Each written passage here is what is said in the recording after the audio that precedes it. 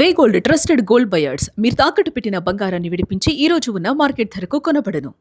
కాసేపట్లో దేశవ్యాప్తంగా cell broadcast alert పరీక్ష జరగనుంది. జాతీయ విపత్తు నిర్వహణ సంస్థ ఆధ్వర్యంలో ఈ పరీక్ష జరుగుతోంది. దేశంలోని అన్ని రాష్ట్రాలు, కేంద్రపాలిత ప్రాంతాలు, గ్రామాల్లో సైతం బ్రాడ్కాస్ట్ అలర్ట్ పరీక్ష ఉండనుంది. సరిహద్దు ప్రాంతాలు, ఎన్నికలు జరిగే ప్రాంతాల్లో పరీక్షకు మినహాయింపు ఉండనుంది. పరీక్షా సమయంలో ప్రజల ఫోన్లకు ఎమర్జెన్సీ అలర్ట్ నోటిఫికేషన్ అయితే వస్తుంది. సైరన్ లేదా వైబ్రేషన్తో ఫోన్లకు అలర్ట్ నోటిఫికేషన్ వస్తుంది. అలర్ట్ వ్యవస్థ సమర్థతను పరీక్షించేందుకు పంపించేటువంటి సందేశం అని కూడా అధికారులు చెప్తున్నారు. అత్యవసర సమయాల్లో కీలక సమాచారాన్ని వేగంగా ప్రజలకు చేరవేయడమే ప్రధాన ఉద్దేశం అని కూడా కేంద్రం చెప్తోంది. దీనికి సంబంధించి మరిన్ని అప్డేట్స్ మా కరెస్పాండెంట్ వెంకట్ అందిస్తారు. వెంకట్, ఈ కేంద్రం చెప్తున్నటువంటి దానికి సంబంధించి ఏంటి ఇప్పుడు సడన్గా ఈ పరీక్ష నిర్వహించాల్సినటువంటి పరిస్థితి ఏంటి అనేది కూడా ప్రధానంగా వినిపిస్తున్నటువంటి ప్రశ్న. అసలు దీని విధి విధానాలు ఏంటి, ఏ విధంగా ఉండబోతోంది? అంటే దీని గురించి మనం కంగారు పడాల్సిన దానికంటే కూడా సమాచారం మొత్తం తెలుసుకోవాల్సిన అవసరం అయితే ఉంది అనేది అయితే స్పష్టంగా చెప్పొచ్చు. ఎందుకు అని అంటే ఇప్పుడు రాబోయేది మొత్తం కూడా మే 15 తర్వాత నుంచి కూడా ఈ పిడుగులు కానీ ఇలాంటి వాతావరణం ఎక్కువగా ఉంటుంది. అలాగే తుఫాన్లు వాతావరణం, రాబోయే వర్షాకాలంలో ప్రమాదకరంగా తుఫాన్లు కానీ ఇవన్నీ కూడా ఏర్పడేటువంటి అవకాశం ఉంటుంది. అల్పపీడనాలు కానీ, వాయుగుండాలు కానీ, తుఫాన్లు ఇవన్నీ కూడా ఉండేటువంటి అవకాశం ఉంది. అదే విధంగా ఇప్పుడు మనం చూస్తున్నాం ప్రపంచవ్యాప్తంగా కూడా ఎక్కడో చోట యుద్ధం కానీ ఇటువంటి వాతావరణం అంతా కూడా కనపడుతున్నటువంటి పరిస్థితి.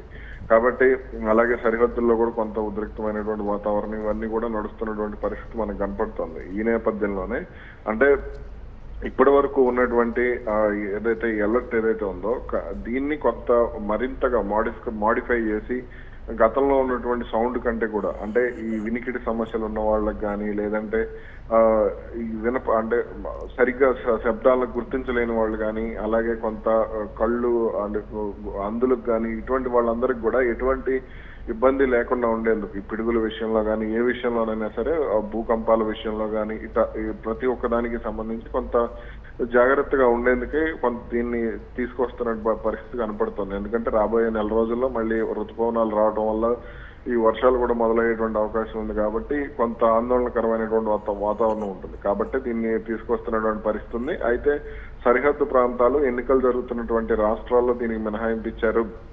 అలాగే దేశంలోని అన్ని రాష్ట్రాలు, కేంద్రపాలిత ప్రాంతాలు, రాజధాని నగరాల్లో ఈ పరీక్ష ఉంటుంది. అదంటే జాతీయ విపత్తు నిర్వహణ సంస్థ ఆధ్వర్యంలో నేడు మే 2న దేశవ్యాప్తంగా కూడా సెల్ బ్రాడ్కాస్ట్ అలర్ట్ వ్యవస్థను పరీక్షిస్తారు. అయితే ఇది గతంలో వచ్చిన శబ్దం కంటే కూడా, ఫోన్లో వచ్చినటువంటి శబ్దం కంటే కూడా గట్టిగా వస్తుంది. అంటే పరీక్ష సమయంలో ప్రజలకు తమ మొబైల్ ఫోన్లలో అత్యవసర అలర్ట్ నోటిఫికేషన్ వస్తుంది. గట్టిగా శబ్దం లేదా వైబ్రేషన్ ఇది వచ్చేటువంటి అవకాశం ఉంది. అలర్ట్ వ్యవస్థ సమర్థతను పరీక్షించేందుకు కేవలం పంపించేటువంటి మెసేజ్ కానీ ఇది జాతీయ విపత్తు నిర్వహణ సంస్థ చెప్పడం జరిగింది.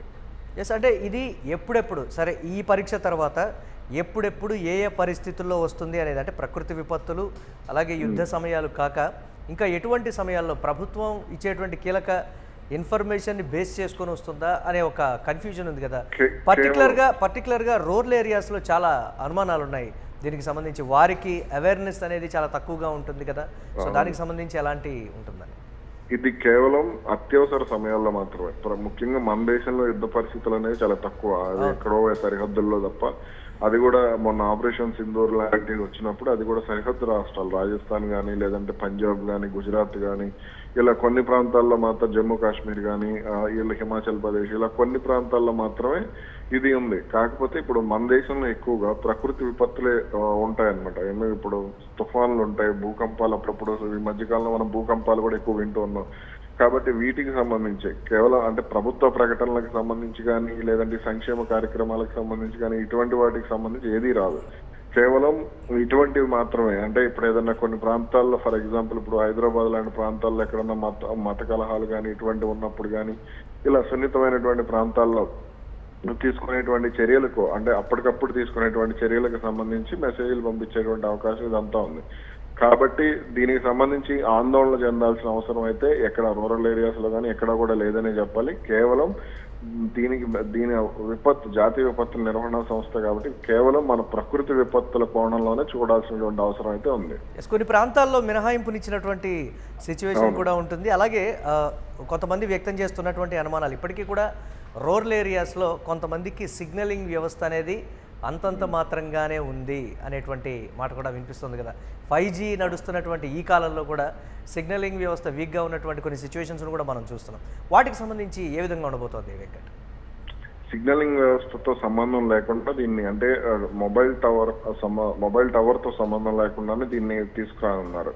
గతంలో చాలా వరకు కూడా మొబైల్ సిగ్నల్ ఉంటేనే కొన్ని మెసేజ్లు వచ్చేటువంటి అవకాశం ఉంటుంది. ఇప్పుడు మనం చూసుకుంటే పిడుగు మీ ప్రాంతంలో కాసేపట్లో పిడుగు పడుతుంది, లేదంటే వడగాలు ఎక్కువగా ఉండేటువంటి అవకాశం ఉంది, ఈ ఎండల తీవ్రత ఎక్కువగా ఉండేటువంటి అవకాశం ఉంది అనేటువంటి మెసేజ్లు వస్తూ ఉంటాయి. అవన్నీ కూడా సిగ్నల్ ఉంటేనే వచ్చేటువంటి అవకాశం ఉంది. కానీ ఇది మాత్రం సిగ్నల్ తో సంబంధం లేకుండా పూర్తిగా మీరు ఇప్పుడు ఫర్ ఎగ్జాంపుల్ ఏదన్నా ఒక రూరల్ ఏరియాకి వెళ్తుంటే, ఇప్పుడు భద్రాచలం నుంచి అటవీ ప్రాంతంలోకి వెళ్తున్నారు అనుకోండి, అక్కడ అటవీ ప్రాంతంలోకి వెళ్లే సమయంలో మీరు లాస్ట్ సెల్ టవర్ ఏదైతే ఉందో దాని చుట్టుపక్కల ఉన్నటువంటి మొబైల్స్ అన్ని కూడా గుర్తిస్తారు. ఇప్పుడు ఫర్ ఎగ్జాంపుల్ అక్కడ ఎయిర్టెల్ టవర్ ఉంది, అక్కడ మీ మొబైల్ నెంబర్ యాక్టివ్ గా ఉంది కాబట్టి అక్కడ యాక్టివ్ గా ఉన్నటువంటి మీరు ఎంత దూరంలో ఉన్నా మీకు సిగ్నల్ వచ్చే వరకు కూడా అదే